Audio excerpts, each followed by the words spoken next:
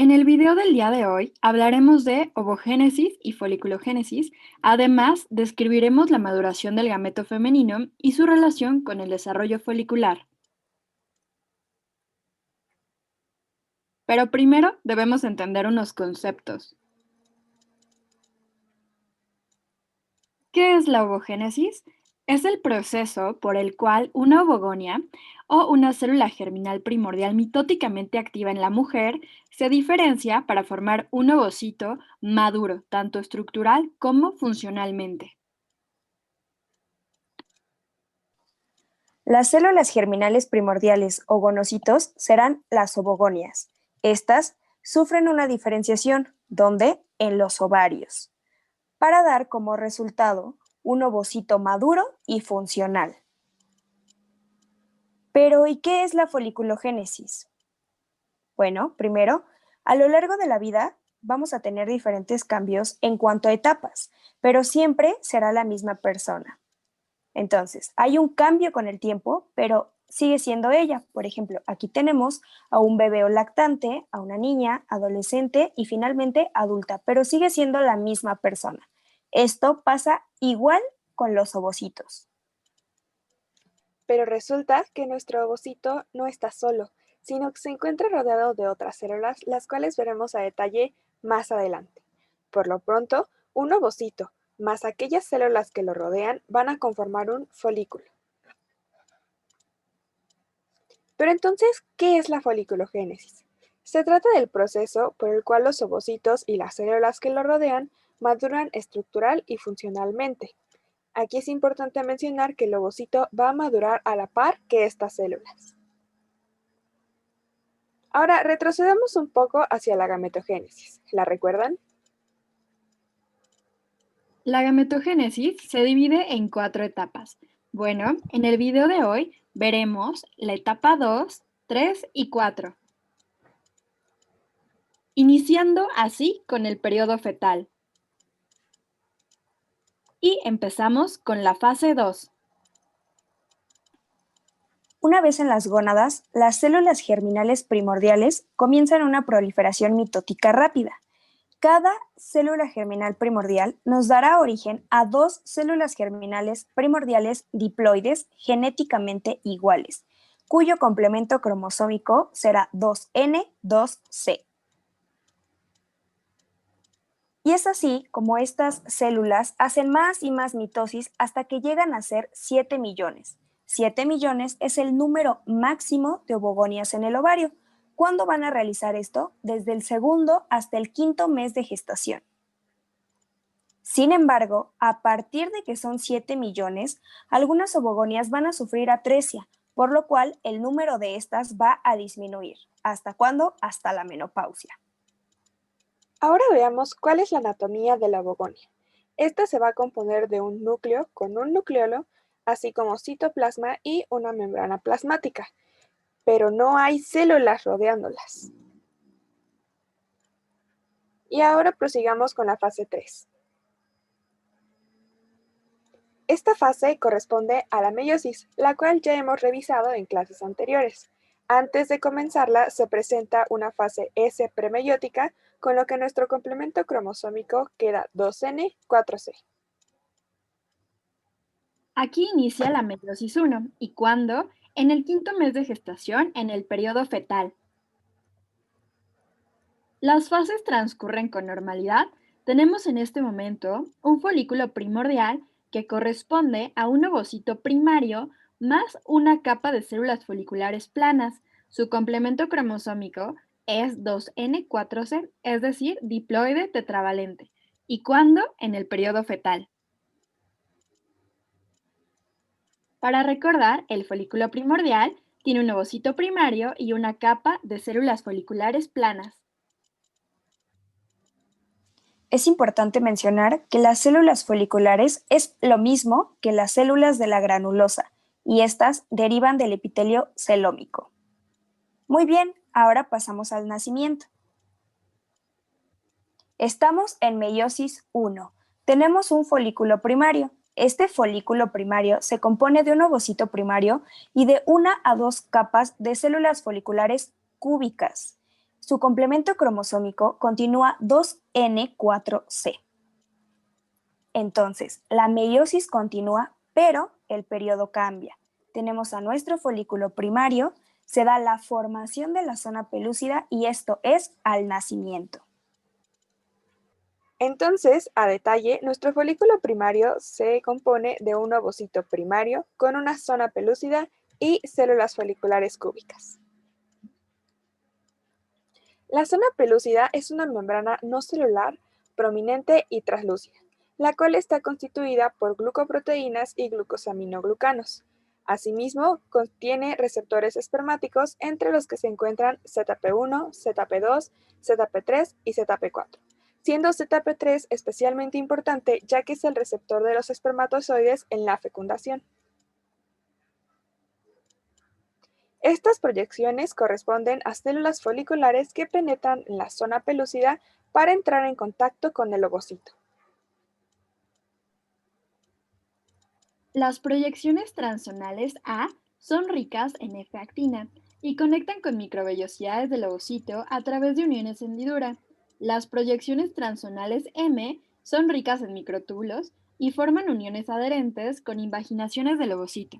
La comunicación entre el ovocito y las células foliculares a través de estos dos tipos de conexiones estimula a las células foliculares a producir lo que el ovocito necesite. Y así continuamos con la meiosis 1. Pero en diplóteno 1 de profase 1 de la meiosis 1 ocurre el primer arresto meiótico. La meiosis se detiene gracias a altas concentraciones de AMP cíclico. Este periodo también es llamado dictioteno y es un periodo que dura mucho tiempo. La primer detención meiótica es resultado de un conjunto de interacciones entre las células foliculares y el ovocito. Para el primer arresto meiótico van a contribuir diferentes células, entre ellas el ovocito y las células foliculares. Estos dos van a producir AMP cíclico, lo cual nos va a aumentar la cantidad de AMP cíclico en el citoplasma del ovocito.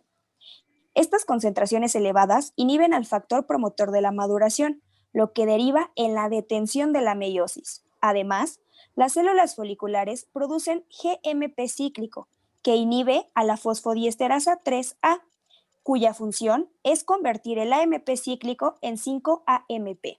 Por estas dos opciones se bloquean las vías para degradar al AMP cíclico y así sus concentraciones aumentan. Este es un esquema que nos resume lo que ya explicamos anteriormente. Durante el primer arresto meiótico, el ovocito formará gránulos corticales en el aparato de Golgi, los cuales nos servirán al momento de la fecundación ya que evitarán la polispermia. Y ahora pasamos a la pubertad.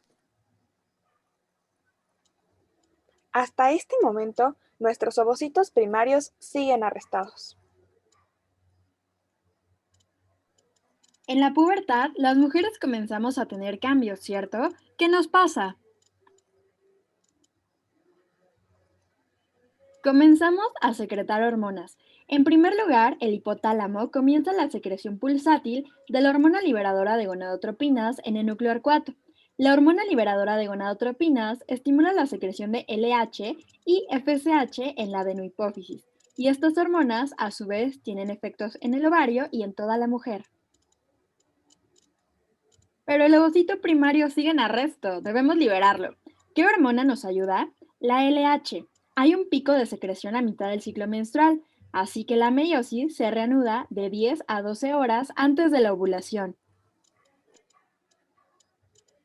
A diferencia del primer arresto, aquí ya va a salir. Entonces, el AMP cíclico disminuye al igual que el GMP cíclico, lo que aumenta el factor promotor de la maduración y a la fosfodiesterasa 3A.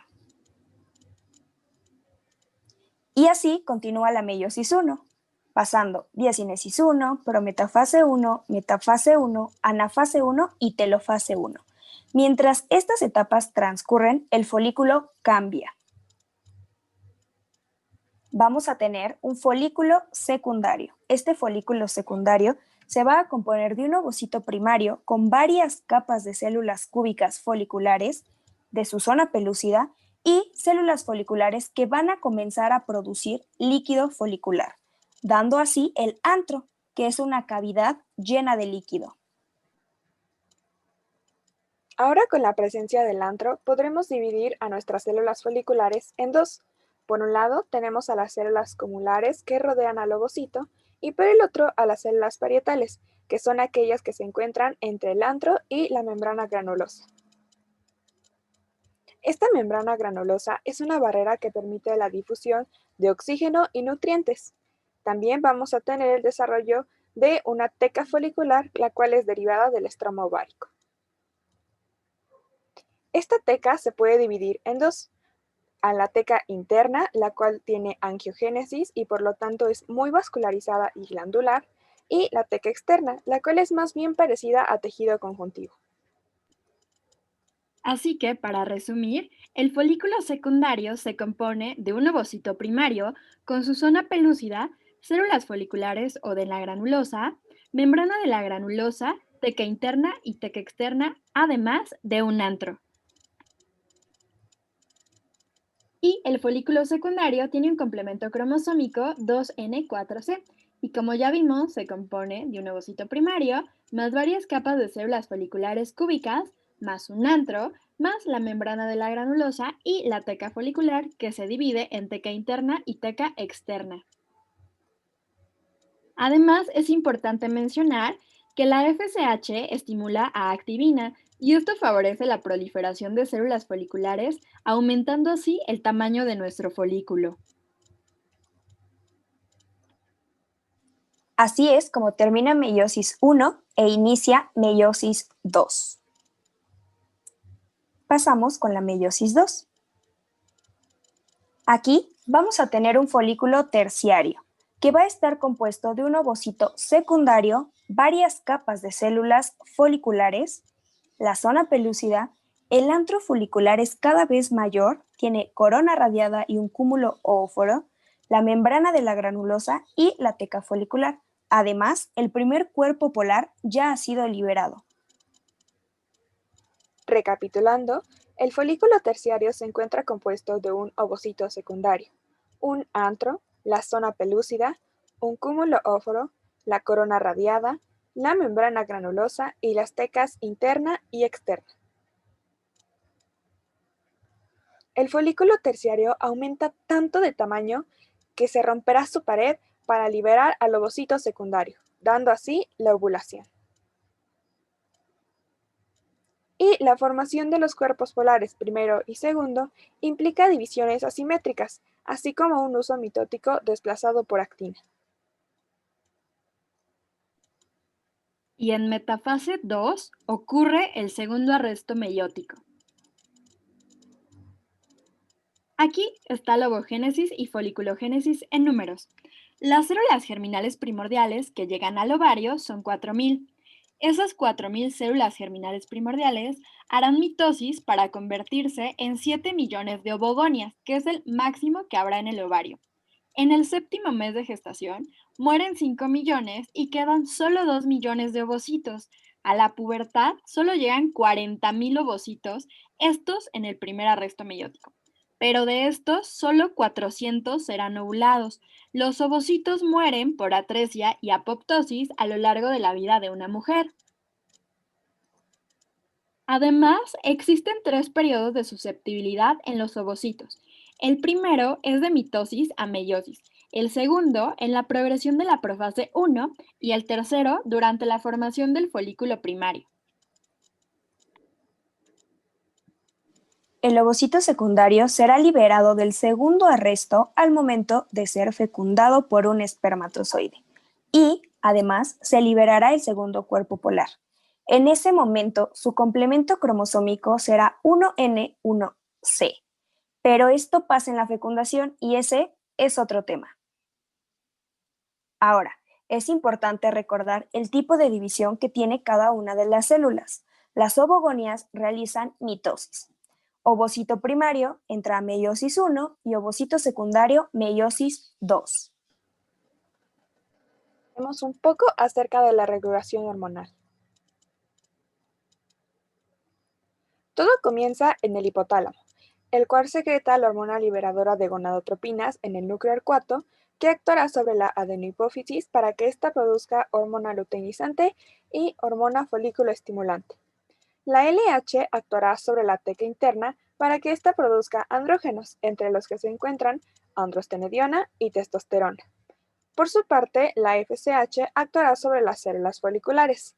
Aquí es importante mencionar que una parte de los andrógenos producidos por la teca interna atravesarán la membrana granulosa para llegar a las células foliculares, ya que éstas cuentan con una enzima llamada aromatasa P450 que se encargará de transformarlas en estrógenos. De esta forma, las células foliculares son las encargadas de producir estrógenos, entre los que se encuentran la estrona, el estriol y el 17-beta-estradiol, que posteriormente pasarán a la sangre. Y este es un esquema en donde vemos resumido lo anterior y que además incluye las vías de retroalimentación implicadas en cada una de las hormonas.